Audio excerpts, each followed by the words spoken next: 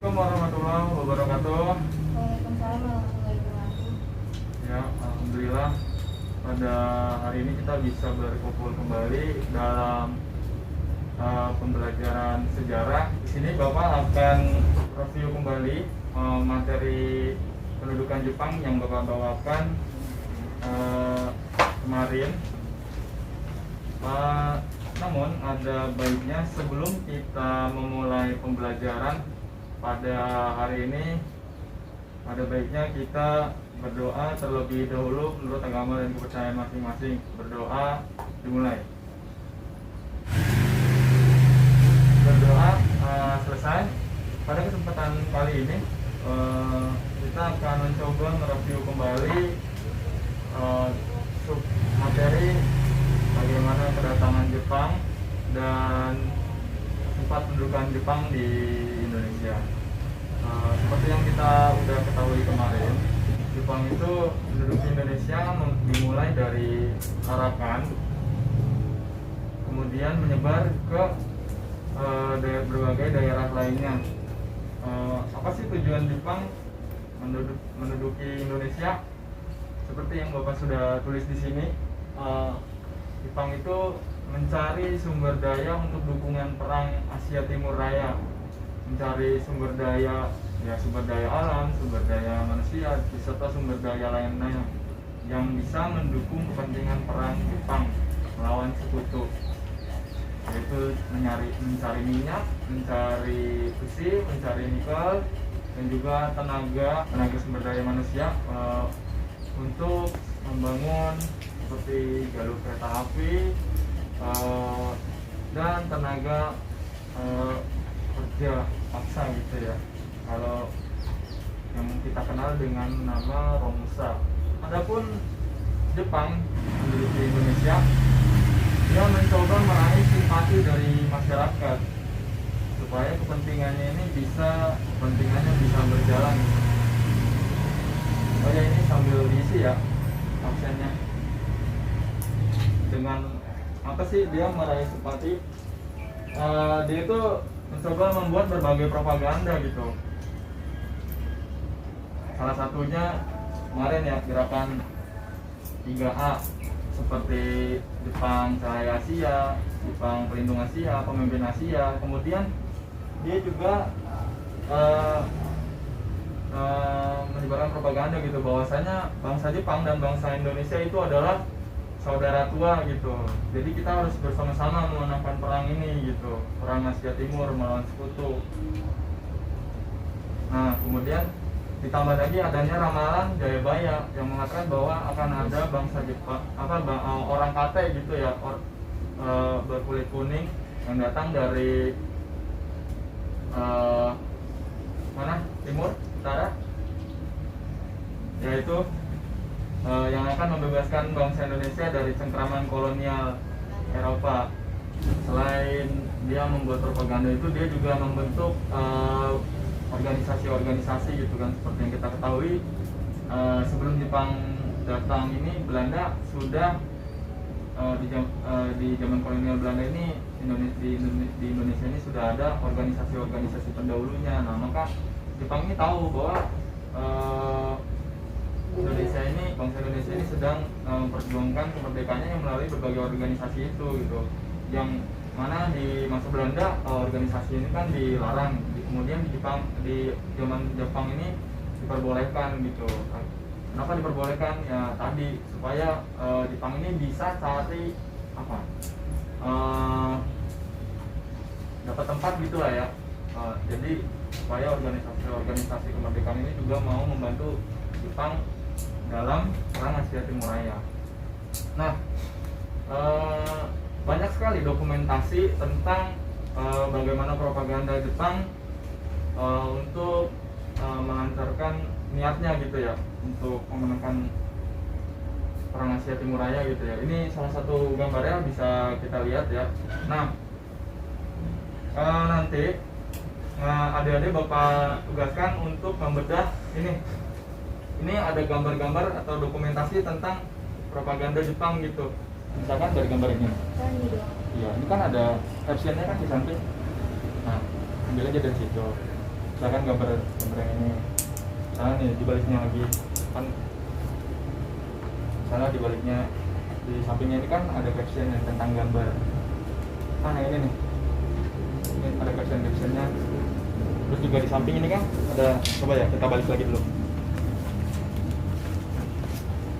Nah ini kan ada logo apa nih, Jawa Hopopai kan. Nah, misalkan nanti Amor atau Ilang mau iya serah mau kasih tahu tentang bahwa di Jepang itu apa, di kependudukan Jepang itu dibentuk ini Jawa Hopopai gitu misalnya.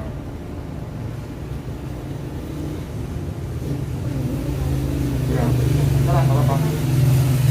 Dan kira-kira ini juga nggak apa-apa.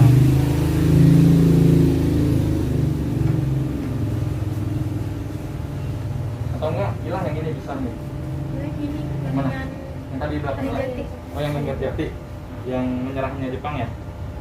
Aja pas. Jadi ntar Ila bisa yang itu, nanti Amor yang Hopokai. Nah, ini bisa yang ini ntar yang iya.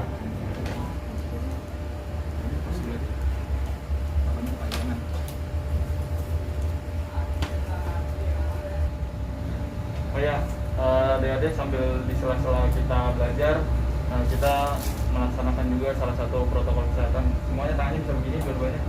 Mau saya semprotin ini disinfektan ya.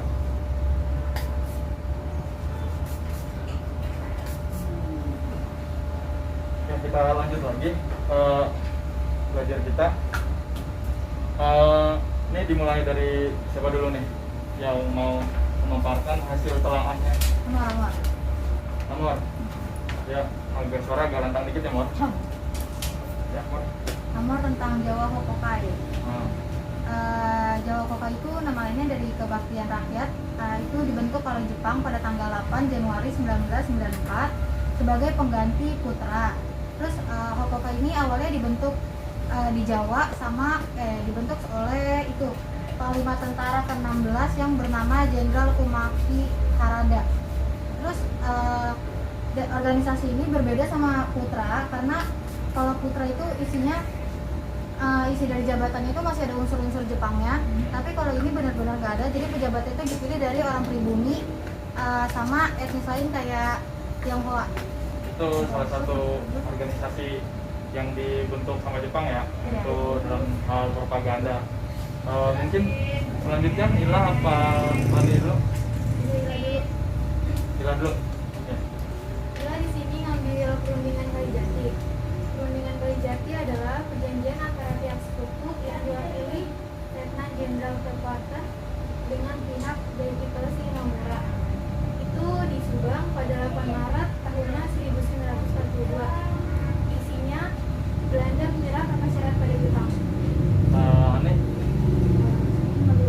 PPKI yaitu Panitia Persiapan Pendidikan Indonesia menentukan Suju Mintai, itu sebuah organisasi kepanitiaan kerja yang dibentuk pada tanggal 7 Agustus 1945 yang beranggotakan 21 orang, Soekarno sebagai ketua dan wakilnya sebagai itu Monodata.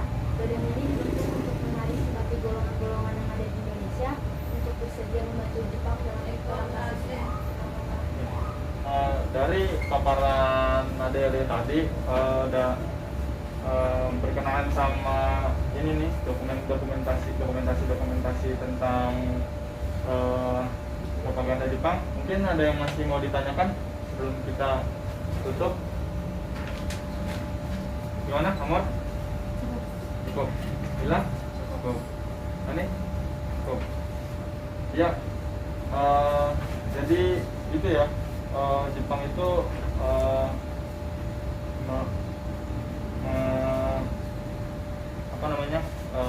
pola jajahan Jepang itu dia lebih halus ketimbang Belanda gitu ya. Kalau Belanda itu kan dia benar-benar menguras sumber daya alam dan pokoknya mengeksploitasi total gitu ya, tapi terang-terangan gitu. Nah, sedangkan Jepang di sini punya pendekatan yang berbeda gitu dalam menduduki Indonesia gitu. Tapi perbandingannya ya lebih kejam Jepang gitu, tapi dia terstruktur. Dia lebih apa ya, bahasanya lebih kooperatif gitu saat menjajah atau menduduki Indonesia gitu. Dia mencoba membiarkan apa namanya,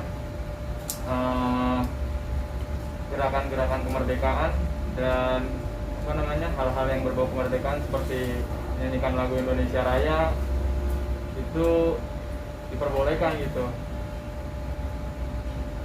Dan dengan asumsi bahwa dengan orang Indonesia dibolehkan melakukan persiapan kemerdekaan, maka bangsa Indonesia akan mau membantu mereka juga gitu dalam perang Asia Timur Raya ini. Cuman terlebih daripada itu, apa namanya, yang namanya dijajah gitu ya, penjajahan Jepang itu wah lebih pedih ketimbang Belanda. Mungkin itu kesimpulan yang bisa Bapak sampaikan pada sesi kali ini. Bapak sudahi dulu pembelajaran sejarah pendudukan Jepang di Indonesia pada kali ini. Mari kita ucapkan alhamdulillah bersama-sama. Alhamdulillahirabbil alamin. Wabillahi taufiq wal hidayah. Wassalamualaikum warahmatullahi wabarakatuh.